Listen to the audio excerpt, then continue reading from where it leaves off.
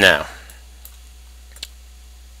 I'm just going to go back to my paint thing quickly and put a little road in. Again, you can use mud or sand for this. I'm going to select mud, change my pressure to a 0.5 so it's not too obvious, and just drag a road down to the edge of this lake.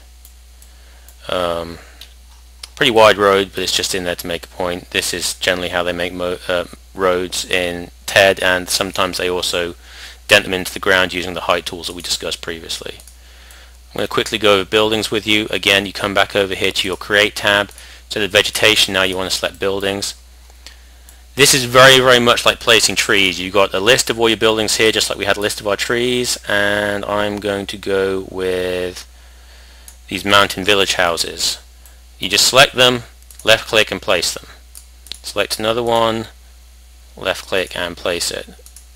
Now if you want to rotate these houses, you just hold Alt down. As you can see, you can rotate them as you will. And again, just left click to place. Also in here is a bunch of miscellaneous props, and also all the components you need for making a castle. So let's just go ahead and throw down the basics of a castle. You got to keep. And I suck at making castles, by the way, so I'll leave the actual nuts and bolts of how to get a castle to work to someone with far more experience than me. Put a gate in here, and I know the walls and the gate and the key probably don't match, but at this point I'm just doing it to show what can be done. And basically you go ahead and you just make your castle like this, and you go ahead and just make your castle like this, and you keep adding things. A little bit of a word to the wise again. Anything that's overlapping has a tendency to cause the game to crash, but that gives you the basic idea of how you would create a castle.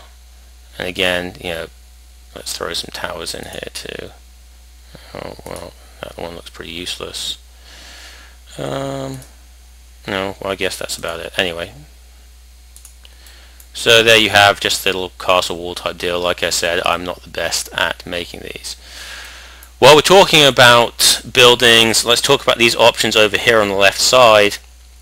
If you want something to be burning or bombed out, you can go and you can change these parameters.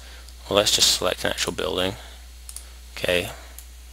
And you can hit burn, which will set the building on fire when you load into the game. And then the destruction level here is a slider bar that you can kind of mess around with as much as you want, and it runs between 1 and 3. You can enter the individual levels yourself. That's 2 destruction. You'll see that changed the mesh.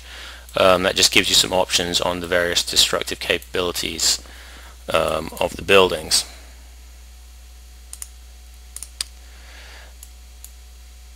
As I said before, there are some other kind of random props in here. There's some bridge things, everything from boats. There's a boat here which we can just go ahead and I guess put on this lake area, to bridges, which unfortunately right now seem to be non-functional in game, but I'm sure that'll be addressed later on.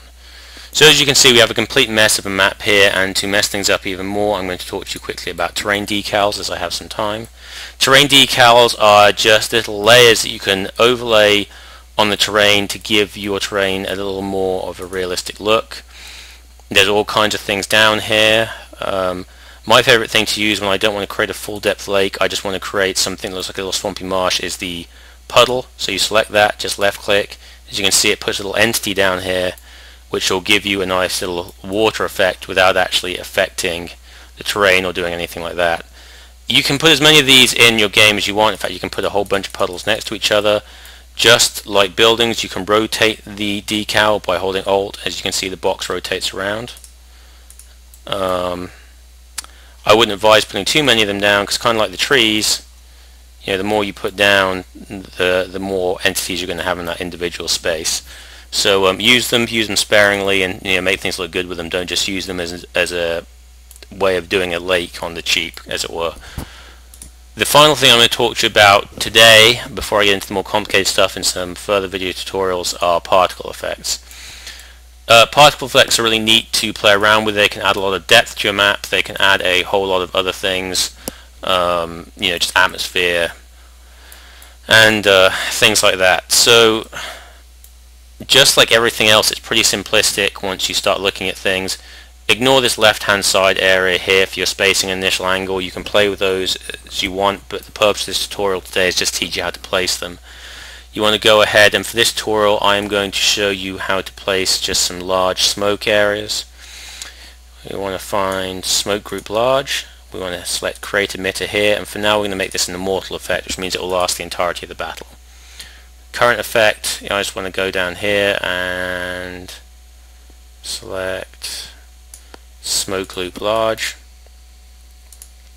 and place it, and you'll see it creates a little white box.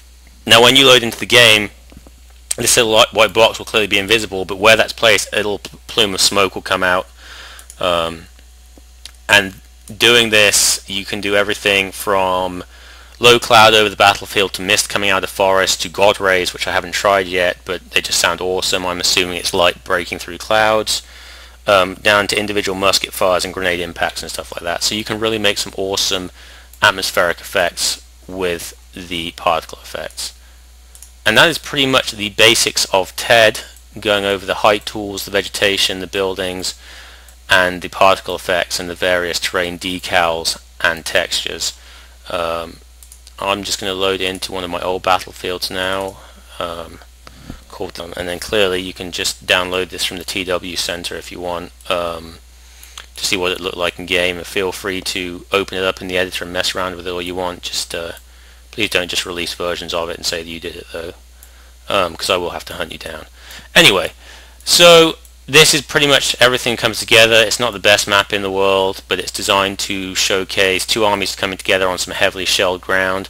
Got some mountains off in the distance, some vegetation around the side, and what's supposed to be a shelled out town on the crossroads. These individual craters were created just using the height brush, nothing else. The trees using the vegetation brush like I showed you guys how to use, and then obviously all the burnt out buildings. And you'll see as I go around the map here, there are some little white boxes that keep disappearing, but anyway, there's one down there, a couple over there. These are the smoke emitters I was talking about in the middle of the battlefield. Around the edges here I've got some mist emitters, so that mist kind of comes out of the forest to give it an eerie look, and I've got some various other effects lying around in the map. So that is the basics of TED. This is a final map which you can download if you want. And if you have any other questions, you can always shoot me a PM on the TW Center, and I can make any tutorials you want. I hope this was helpful, and I will be seeing you guys soon. Thanks.